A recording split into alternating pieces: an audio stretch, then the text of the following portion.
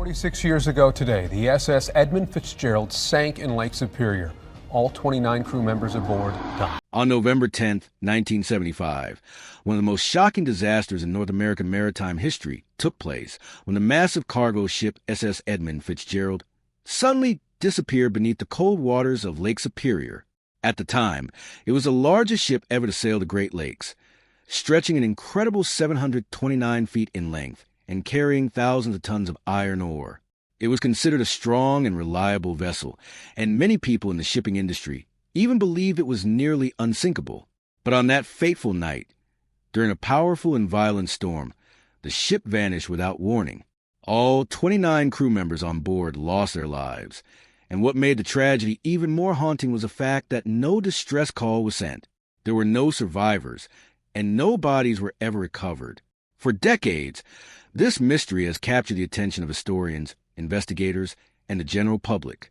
How could such a large and experienced crew disappear so quickly without even a chance to call for help? The official explanation given after the incident suggested that massive waves crashed over the ship and caused water to enter through faulty hatch covers, eventually leading the ship to sink. However, many people were not fully convinced by this explanation. Over the years, new questions have been raised, and recent discoveries using advanced underwater technology have made the mystery even deeper. Modern underwater drones have explored the wreck in ways that were not possible in the 1970s, revealing details that early investigators could not see.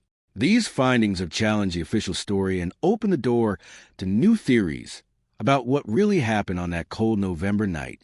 As we begin to explore this story, it is important to understand not just the event itself, but also the ship, the crew, and the conditions they faced. This was not just an accident. It was a tragedy involving real people, experienced sailors, and a vessel that had successfully completed many voyages before. The lake where it sank, Lake Superior, is known for its dangerous conditions, especially during storms. Its waters are extremely cold, often just above freezing, and this plays a major role in why no bodies were ever found. Unlike warmer waters, where bodies may rise to the surface, the cold temperatures of Lake Superior prevent that from happening. This means that the crew of the Edmund Fitzgerald remains with the wreck to this day, making it not just a site of investigation, but also a resting place. The story of this ship is not only about how it sank, but also about the questions that still remain unanswered. Even after nearly 50 years, what really caused the ship to go down so suddenly? Was it truly just a storm, or was there something more that investigators missed at the time? These questions continue to drive new research and exploration, and with each new discovery, we move one step closer to understanding the truth behind one of the greatest mysteries of the Great Lakes. To truly understand what happened to the SS Edmund Fitzgerald, we must first take a closer look at the ship itself and the people who sailed on it. When the vessel was launched in 1958, it quickly became famous across the Great Lakes shipping industry. It was not just large in size, but also highly efficient, capable of carrying around 26,000 tons of iron ore in a single journey. This made it extremely valuable for transporting raw materials needed for steel production.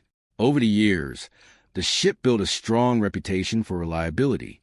It set multiple cargo records and was often seen as one of the best ships operating on the lakes. Many sailors wanted to work on it because it offered better living conditions compared to other vessels. The crew quarters were comfortable, the food was known to be good, and overall, it was considered a desirable assignment. Leading this respected ship was Captain Ernest McSorley, a highly experienced sailor who had spent over 4 decades navigating the Great Lakes. He was known among his colleagues as careful, calm, and deeply aware of the dangers of Lake Superior. At 63 years old, he was nearing retirement and had no reason to take unnecessary risks. This detail is important because it challenges the idea that human error may have caused a disaster. On the night before the sinking, November 9, 1975, the Fitzgerald left the port of Superior, Wisconsin, fully loaded with iron ore pellets, heading toward Detroit. It was supposed to be a routine journey, one that the crew had likely made many times before. However, weather conditions on Lake Superior were beginning to change rapidly. A powerful storm system was moving across the region, and warnings had already been issued. Many ships chose to avoid the danger by heading towards safe harbors, but the Fitzgerald continued its journey, although it did adjust its course slightly. Captain McSorley decided to stay closer to the Canadian shoreline, hoping that the land would provide some protection from the strongest winds and waves. This was not an unusual decision. In fact, it was a common strategy used by experienced captains in rough weather.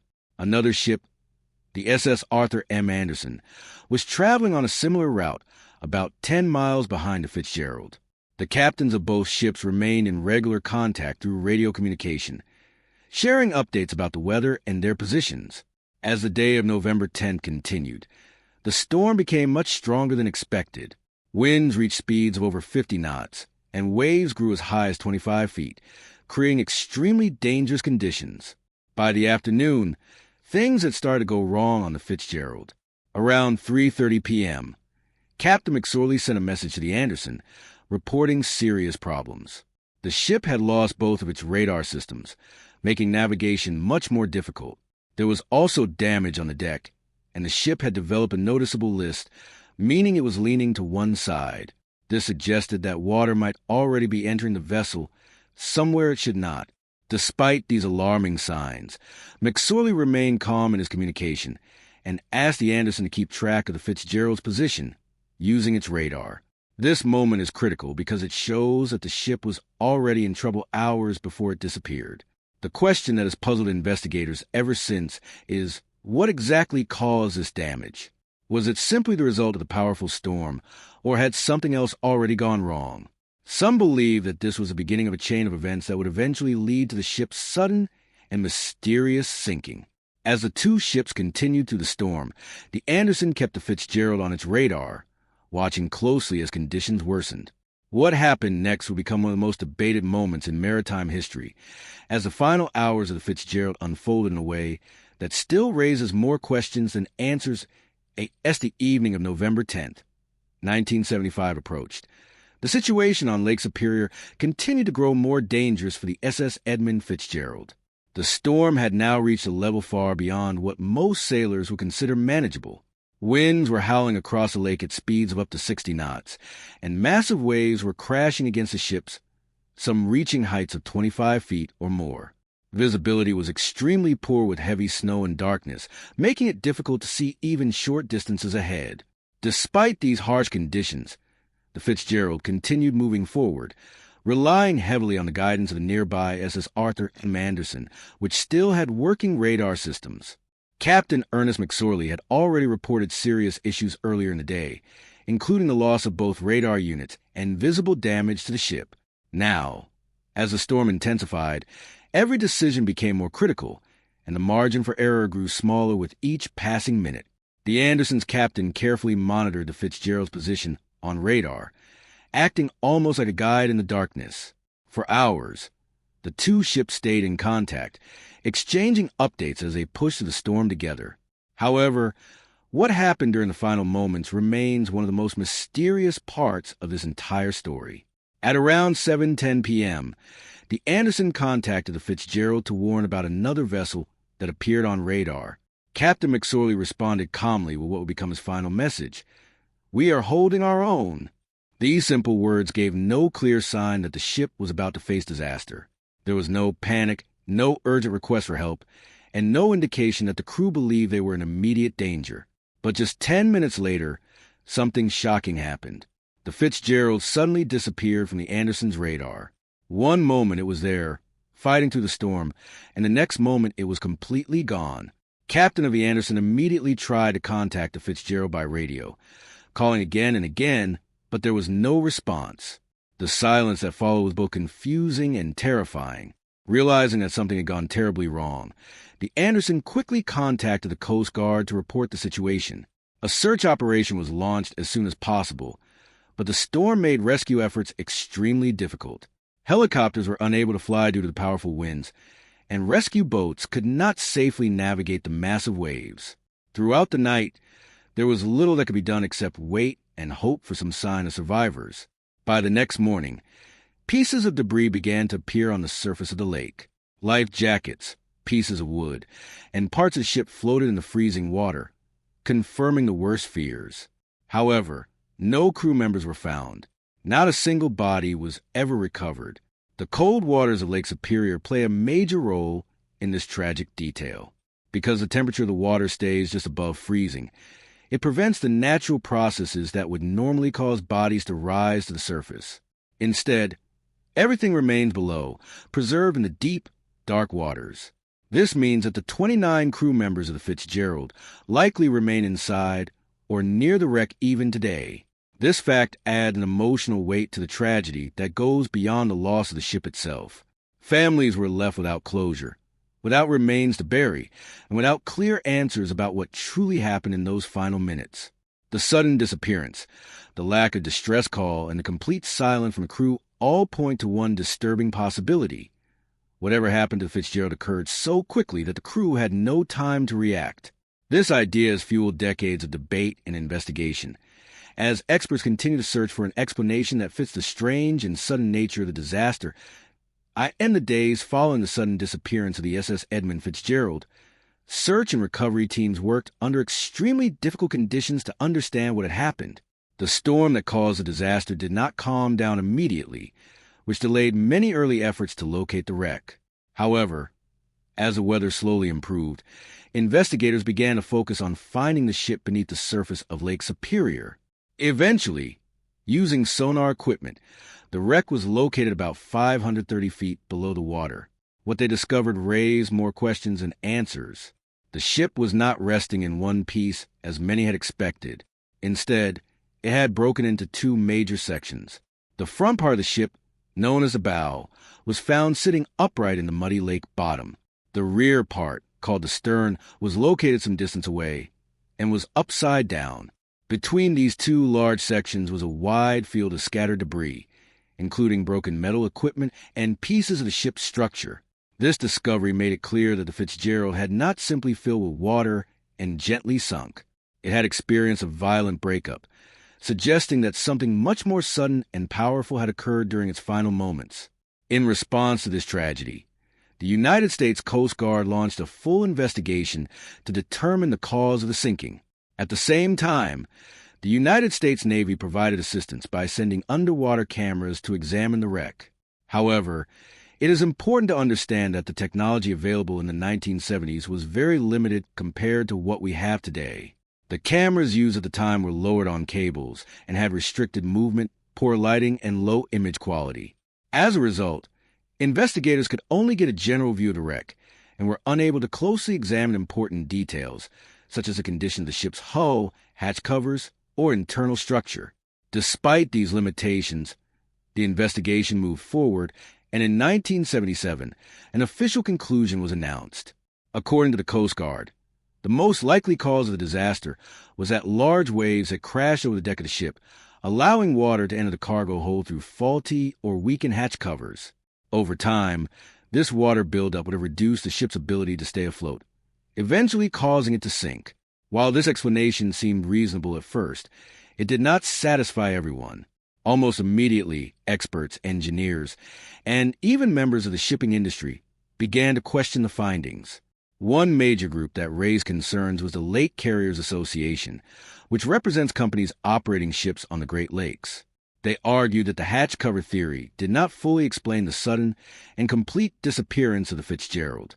If the ship had been slowly filling with water, there should have been enough time for the crew to send a distress signal or attempt to escape. But in this case, there was no warning at all. Additionally, recent inspections of the ship before its final voyage had not revealed any serious problems with the hatch covers, making it less likely that they would suddenly fail so completely. Another important piece of evidence came from the captain of the nearby SS Arthur M. Anderson, who had been in contact with the Fitzgerald during its final hours. He reported that the ship's lights were visible one moment and then completely gone the next. This sudden disappearance did not match the idea of a slow sinking process. Instead, it suggested that the ship may have gone down very quickly, possibly in just a matter of seconds.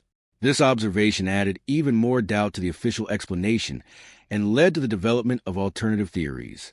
Some experts began to suggest that the ship might have struck an underwater hazard, such as a shoal, which would have caused serious damage below the waterline. Others believe that structural weaknesses in the ship's design, possibly caused by years of stress and modifications, may have led to a sudden failure. There was also discussion about the possibility that special loading gates on the ship may have failed, allowing water to enter much more rapidly than through standard hatch covers. However, without clear and detailed evidence from the wreck itself, none of these theories could be proven at the time. The limitations of the technology used in the original investigation left many questions unanswered, and for decades, the true cause of the disaster remained uncertain. For many years after the sinking of the SS Edmund Fitzgerald, the mystery remained unsolved, mainly because the technology needed to properly examine the wreck did not yet exist. The early investigations in the 1970s relied on very basic underwater cameras that could only provide limited views of the ship's condition. These cameras were attached to long cables, making it difficult to control their movement, and the images they captured were often dark, unclear, and lacking important detail. Because of this, investigators had to make conclusions based on incomplete information. However, as technology improved over the years, new opportunities began to appear. One of the most important advancements came in the form of remotely operated vehicles, often called ROVs. These are advanced underwater machines that can dive deep below the surface, move freely around wreck sites, and capture high-quality video footage. Unlike the early cameras, ROVs are equipped with powerful lights, high-definition cameras, and even robotic arms that allow them to interact with objects on the lake floor. They can stay underwater for long periods of time, carefully examining every part of a wreck without the risks that human divers would face at such extreme depths. Organizations like the Great Lakes Shipwreck Historical Society have used this technology to revisit the Fitzgerald and gather new evidence. These modern expeditions have changed the way we understand the wreck. Instead of just seeing rough outlines, researchers can now observe fine details, such as the condition of metal plates, the position of hatch covers, and the exact shape of damage across different parts of the ship. This level of detail has allowed experts to question earlier conclusions and explore new possibilities about what really caused the disaster. One of the most surprising findings from these ROV missions involves the hatch covers, which were originally blamed for the sinking. According to the official theory, these covers failed during the storm, allowing water to flood into the cargo hold. However, the new footage shows that many of these hatch covers are still in place and appear to be secured. While they do show some damage, the patterns of that damage suggest that it may have occurred when the ship hit the bottom of the lake, rather than during the storm itself. This is a very important detail because it challenges the main idea that has been accepted for decades. If the hatch covers did not fail in the way investigators originally believed, then the official explanation for the sinking may not be correct. At the same time, the ROV footage revealed something else that could be even more significant. The ship had special loading gates on its deck, used to quickly load iron ore into the cargo hold. These gates are different from the regular hatch covers and were not fully examined during the original investigation. The new footage shows signs of serious damage around these loading gates. In some areas, the metal appears to be bent or broken, and at least one gate seems to be out of position, as if it was forced open. This kind of damage suggests that water could have entered the ship much more quickly than previously thought. If these loading gates failed during the storm, they could have allowed large amounts of water to rush into the cargo hold in a short time, leading to a rapid loss of buoyancy. This would better explain why the ship sank so suddenly, without giving the crew enough time to send a distress signal or attempt to escape. In addition to these findings, the ROVs have also provided a closer look at the ship's hull, revealing areas of deformation and possible impact marks. Some researchers believe that these marks could indicate that the Fitzgerald struck an underwater shoal during the storm, causing damage below the waterline long before the ship actually sank. This idea supports one of the alternative theories that have been suggested for years, but could never be confirmed due to lack of evidence. With these new discoveries, the mystery of the Edmund Fitzgerald has entered a new phase. Instead of having one widely accepted explanation, there are now multiple possibilities, each supported by different pieces of evidence. While the ROV footage does not provide a final answer, it clearly shows that the original investigation may have missed important details, and that the true cause of the disaster could be more complex than anyone first believed as more detailed footage from modern underwater missions became available. Researchers began to closely examine the physical condition of the SS Edmund Fitzgerald in ways that were never possible before. One of the most important areas of focus was the ship's hull, which is the main body structure that keeps a vessel strong and watertight. Earlier investigations could only guess what might have happened to the hull, But now, high-definition video from remotely operated vehicles has revealed clear signs of heavy damage. Large sections of metal appear bent, twisted, and in some places torn apart. These are not small cracks or minor weaknesses. They are signs of powerful forces acting on the ship. Some experts believe that this kind of damage could not have been caused by simple flooding alone. Instead, it suggests that the ship may have experienced a major structural failure, or even an impact with something solid beneath the water. This brings attention back to one of the long-debated theories, that the Fitzgerald may have struck an underwater shoal near Caribou Island during the storm. At the time of the disaster, navigational charts of the area were not as accurate as they are today, and depth measurements had not been updated for many years. If the ship passed over a shoal that was actually shallower than expected, it could have scraped or struck the lake bottom without the crew immediately realizing the full extent of the damage. This type of impact could have weakened the hull below the waterline, allowing water to slowly enter the ship over time. Another important clue comes from the way the wreck is spread across the lake floor. The bow and stern sections are separated, and the debris field between them suggests that the ship did not sink in a slow and controlled way. Instead, it appears to have gone down at an angle, possibly nose first, with significant forward movement. This pattern supports the idea that the ship suddenly lost its ability to stay afloat and plunged into the water rather than gradually settling. Witness reports from a nearby SS Arthur M. Anderson also matched this theory. The captain of that ship described seeing the Fitzgerald's lights disappear all at once, not slowly fading as would be expected if the vessel was sinking over time. This sudden disappearance suggests that the final moments happened very quickly, leaving the crew with no time to react. Additional details from the stern section of the wreck provide further insight. The ship's propeller shows unusual damage, and the position of the rudder indicates that the crew may have been trying to make a last-minute maneuver. This could mean that they were aware of a serious problem and were attempting to correct it, possibly trying to steer away from danger or stabilize the ship.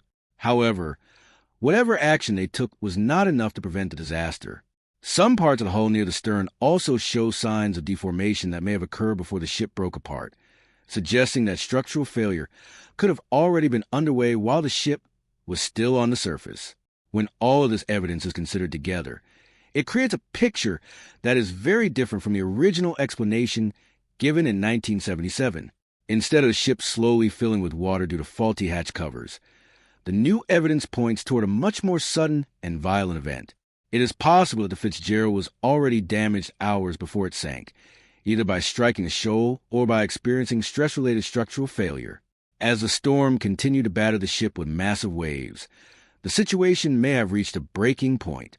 At that moment, the combined effects of internal flooding, external pressure, and structural weakness could have caused the ship to break apart and sink within minutes. This would explain why no distress call was sent and why the crew had no chance to escape. The tragedy of the Edmund Fitzgerald may not have been a simple accident caused by bad weather alone, but rather the result of multiple factors coming together in a deadly sequence. Each new discovery adds another piece of the puzzle, but at the same time, it also reminds us how complex and difficult it is to fully understand what happened on that dark and stormy night nearly half a century ago.